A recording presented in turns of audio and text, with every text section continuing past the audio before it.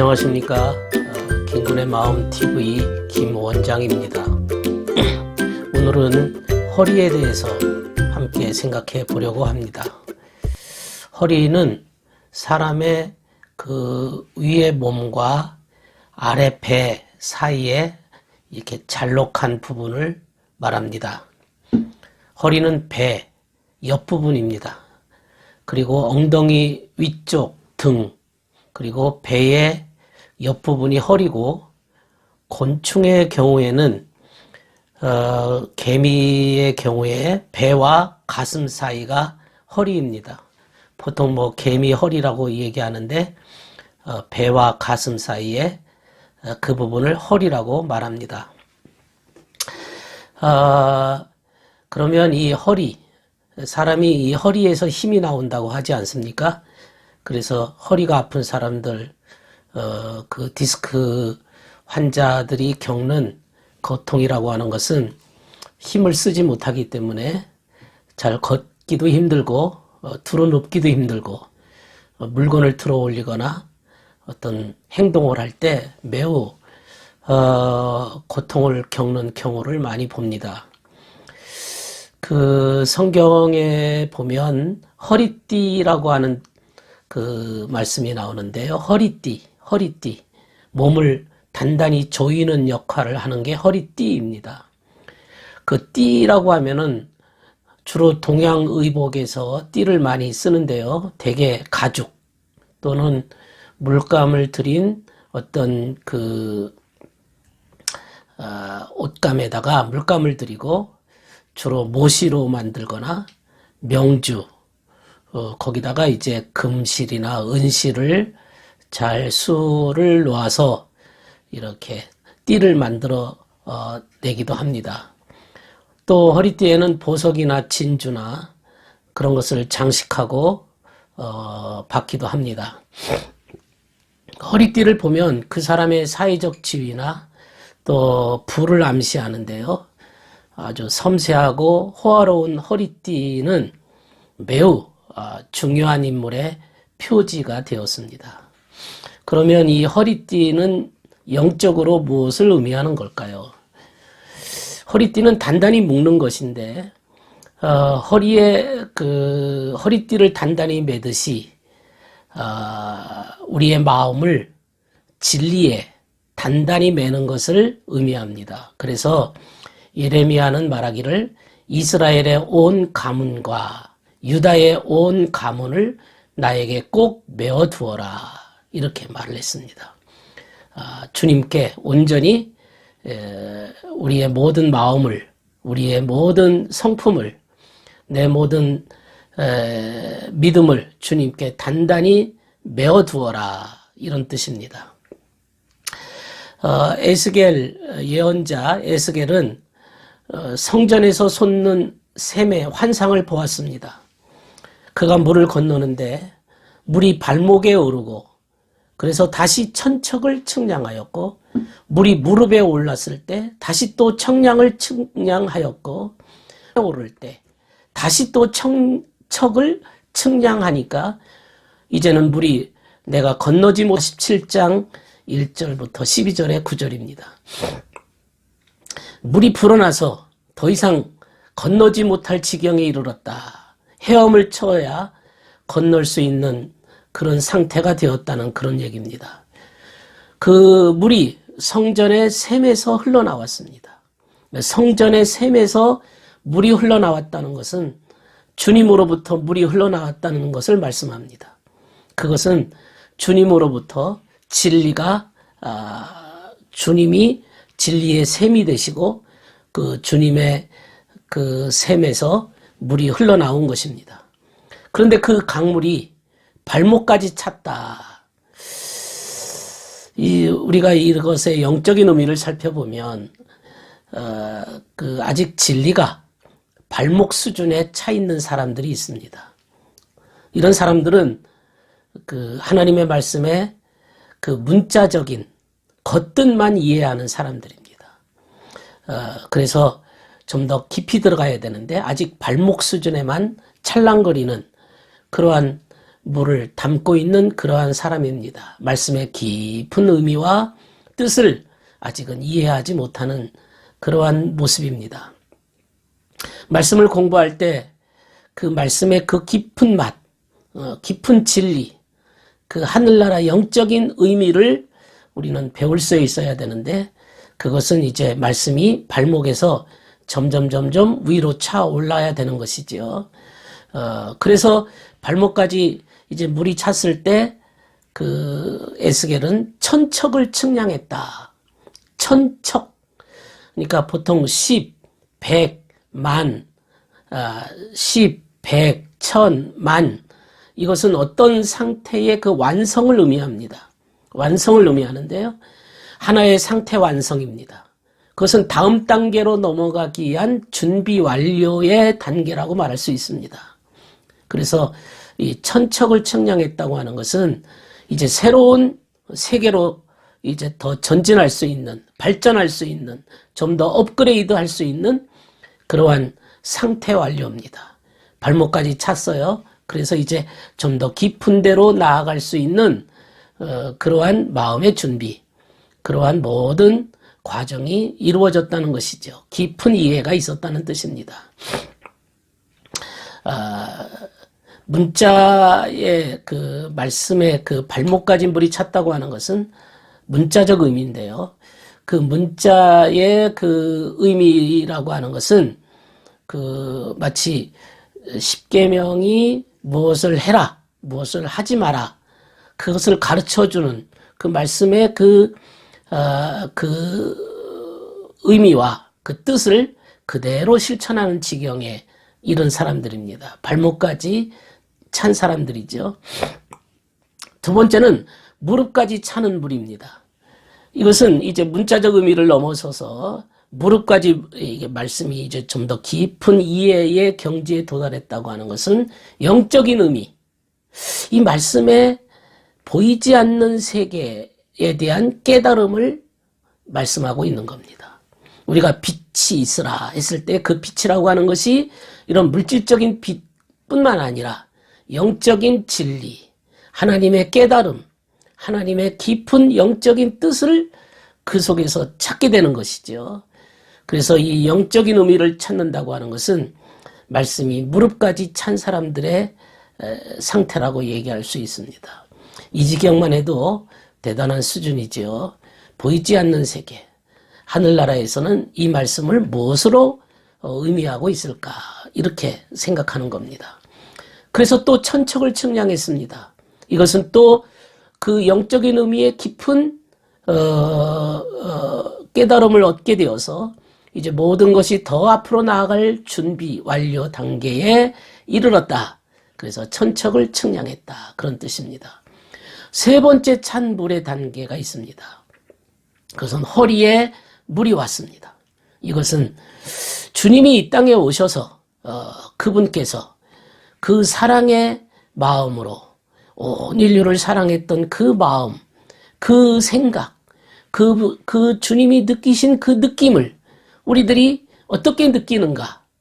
주님의 그 깊은 심정, 구세주의 그 깊은 경지에 들어가는 거죠.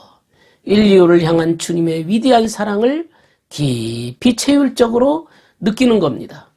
그래서 주님의 사랑을 느끼면서 모든 매사에 주님께서 어떻게 생각하셨을까? 주님께서 이것을 어떻게 보실까? 주님의 깊은 마음을 이렇게 성찰하고 공감하면서 체휼하는 그러한 마음의 소원이 일어나는 것입니다. 이 지경이면 허리까지 물이 찬 상태입니다. 대단한 수준이죠. 주님과 하나 된 것이죠. 주님께서 내 안에 계시고 내가 또 주님 안에 거하면서 주님의 마음을 가지고 이 땅에서 주의 사랑을 실천하는 자들의 모습입니다. 그 다음에 이제 물이 또 천척을 측량했습니다. 그랬더니 여기서도 준비 완료 상태가 이루어진 거지요. 그 다음에는 허리 위쪽에 더 이상 건너지 못할 지경에 물이 불었습니다. 아주 깊은 세계에 들어간 겁니다. 헤엄치거나 해서야만 건널 수밖에 없는, 도저히 건널 수 없는 그러한 지경에 물이 불었습니다. 이것은 영원토록 우리가 아무리 진리를 연구한다 할지라도, 아무리 영원토록 그 진리를 배운다 할지라도 도저히 인간의 수준으로는 깨닫거나 이해할 수 없는 그런 상태입니다. 오묘하고 신묘막측하고 놀라우신 하나님의 신비적인 경지에 이르는 그 진리의 세계를 의미하고 있습니다. 이것을 그냥 교회 역사로 보면 발목까지 찬 물은 유대교회죠. 그저 율법적으로나 문자적으로만 이해하지 그 속에 주님의 본래의 정신과 그 본래의 주님이 율법 속에 담겨져 있는 주님의 계시와 뜻을 보지 않는 상태죠. 유대교회를 말합니다. 그러나 이제 좀 더 전진해서 무릎까지 들어온 것은요, 그건 영적인 교회입니다. 그건 기독교회라고 말할 수 있죠. 기독교회에서는 문자적인 뜻보다도 더 깊은 주님의 영적인 의미를 찾는 것입니다. 주님께서 이 말씀을 하실 때에 그 본질적 의미를 깊이 알고자 하는 것입니다. 그렇게 해서 아주 그 헤엄치지 못할 지경에 이뤘다고 하는 것은 이제 새 예루살렘 교회의 모습이라고 말할 수 있습니다. 우리가 이렇게 이제 헐이라고 하는 것은 주님의 사랑을 깊이 체험하고 느끼는 그러한 상태를 헐이다 이렇게 말할 수가 있습니다. 예레미야는 주님께서 예레미야에게 말씀하셨습니다. 허리에 띈 띠를 가지고 일어나서 유브라데로 가라. 가서 거기서 바위 틈에 감추어라. 예레미야 13장 4절에 말씀하고 있습니다. 예레미야한테 말하기를 너는 지금 가서 유브라데로 가라. 거기 가서 바위 틈에 네 허리띠를 숨겨둬라. 이런 얘기인데요. 동양 고대인들의 관습 중에는 이런 관습이 있었습니다. 내가 상대방으로부터 괴롭힘을 당하면 어떤 물건을 그 바위 틈에 습기가 많은 강둑에 두거나 습기가 많은 바위 틈에 두어서 썩게 하는 그러한 풍습이 있었습니다. 그것은 자신을 괴롭힌 자의 운명을 표현한 것입니다. 주님께서 지금 예레미야에게 바위 틈새에 네 허리띠를 감추어라. 그러니까 네 허리띠를 높은 곳에 두라 하지 않고요. 높은 곳에 두라 하지 않고 바위 틈에 두어라. 이 말은 그 감각적인 더군다나 유브라데 바위 틈이거든요. 그러니까 여기서는 이제 부정적 의미로 쓰여졌습니다. 유브라데 바위 틈에 숨겨 두어라. 유브라데는 그 가나안과 아수르 중간에 있는 곳인데요. 여기서는 나쁜 측면의 의미를 뜻하고 있습니다. 이것은 아주 감각적 관념 속에 집어넣어 버려라. 그들이 그렇게 사니까 그들이 진리를 감각적으로 이해하고 그저 관념적으로 이해하기 때문에 감각적이고 관념적인 그 틈새 속에 집어넣어라 이거죠. 이것은 무질서, 퇴보의 상태입니다. 너희 안에 있는 빛이 어둡다면 어둠이야말로 어떻겠느냐 주님께서 말씀하셨습니다. 너희 안에 있는 빛이 어둡다면 내 안에 들어있는 빛이 어둡다면 얼마나 어두움이 크겠냐 이거죠. 내 안에 빛이 있어야 되는데 그러니까 영적 진리를 깨달아야 되는데 거듭나지 않은 자들은 그 빛을 발하지 못하고 있는 거죠. 어두움입니다. 영적 진리를 지각하지 못하는 상태입니다. 사람들이 영적 진리를 보지 못하니까 마음속에 어둠이 얼마나 크겠냐. 이렇게 되면 어떻게 될까요? 퇴보 상태입니다. 퇴보하는 거죠. 예레미야가 예루살렘에서 유브라데까지 여행한다고 하는 것은 아주 먼 여행입니다. 그 먼 여행이라고 하는 것은 예루살렘에서 유브라데로, 예루살렘이라고 하는 그 영적인 의미로 말하면 하나님의 도성 아닙니까? 하나님의 도성인데 유브라데라고 하는 저기 그 감각적 소굴로 떨어지는 거죠. 어두움 속으로 후퇴하는 것입니다. 이런 여행이라는 것은 마음이 빛의 세계에서 어둠의 세계로 떨어지는 겁니다. 점진적으로 점점 어두워져서 결국에는 희미해지고 결국에는 캄캄한 어두움 속에 머물러서 감각적으로 동물적 감각 속에 빠져버린 상태를 의미한다고 얘기할 수 있습니다. 거기에다가 허리띠를 두어라 이거죠. 쓸모가 없게 되는 거죠. 썩게 돼버리는 겁니다. 그 아름다운 허리띠가 이제는 못 쓰게 되었다는 뜻입니다. 이것은 영적인 퇴보를 의미합니다. 진리의 흥미를 잃어버리고 진리를 단단히 묶어야 되고 진리를 단단히 마음을 그 진리에다가 묶어야 될 그 띠가 전혀 기능을 못하고 오히려 감각 속에 썩고 마는 장면을 의미하고 있습니다. 이런 사람을 두고서 주님께서 뭐라고 말씀하셨습니까? 나를 떠나서는 너희가 또 어떤 열매도 맺지 못한다 경고하셨던 겁니다.